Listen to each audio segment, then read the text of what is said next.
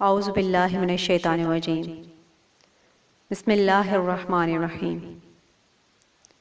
قبرستان جا کر عبرت حاصل کریے اور تصور کی قوتیں سمیٹ کر موت کے بعد زندگی پر غور و فکر کرنے کی عادت ڈالیے۔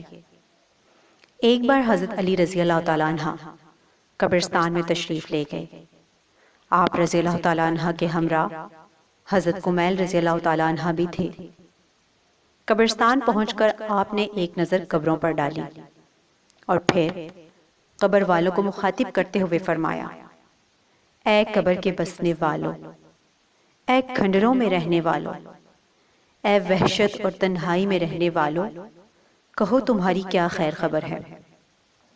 ہمارا حال تو یہ ہے کہ مال تقسیم کر لیے گئے، اولادیں یتیم ہو گئیں، بیویوں نے دوسرے خامد کر لیے، یہ سب تو ہمارا حال ہے۔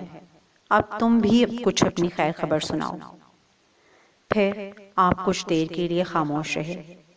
اس کے بعد کمیل رضی اللہ تعالیٰ عنہ کی طرف دیکھا اور فرمایا: کمیل، اگر ان قبر کے باشندوں کو بولنے کی اجازت ہوتی تو وہ یہ سب کہہ دیتے۔ پھر آپ نے فرمایا: بہترین توشہ پرہیزگاری ہے، اور پھر رونے لگے۔ دیر تک روتے رہے، پھر بولے: کمیل، قبر عمل کا صندوق ہے اور موت کے وقت ہی یہ بات معلوم ہو جاتی ہے۔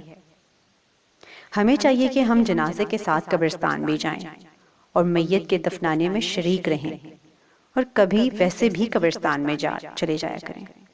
اس سے آخرت کی یاد تازہ ہوتی ہے اور موت کے بعد کی زندگی کے لیے تیاری کا جذبہ پیدا ہوتا ہے۔ نبی پاک صلی اللہ علیہ وسلم ایک جنازے کے ساتھ قبرستان تشریف لے گئے اور وہاں ایک قبر کے کنارے بیٹھ کر آپ صلی اللہ علیہ وسلم اس قدر روئے کہ زمین تر ہو گئی۔ پھر صحابہ کو خطاب کرتے ہوئے فرمایا: بھائیو، اس دن کے لیے تیاری کرو۔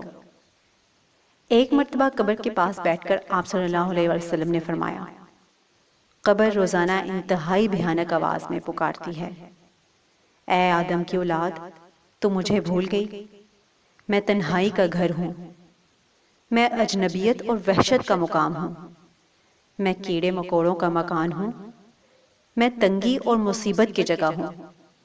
ان خوش نصیبوں کے علاوہ جن کے لیے خدا مجھے کشادہ اور وسیع کر دے، میں سارے انسانوں کے لیے ہی ایسی تکلیف دہ ہوں۔ اور آپ صلی اللہ علیہ وسلم نے فرمایا: قبر یا تو جہنم کے گڑھوں میں سے ایک گڑھا ہے یا جنت کے باغوں میں سے ایک باغیچہ ہے۔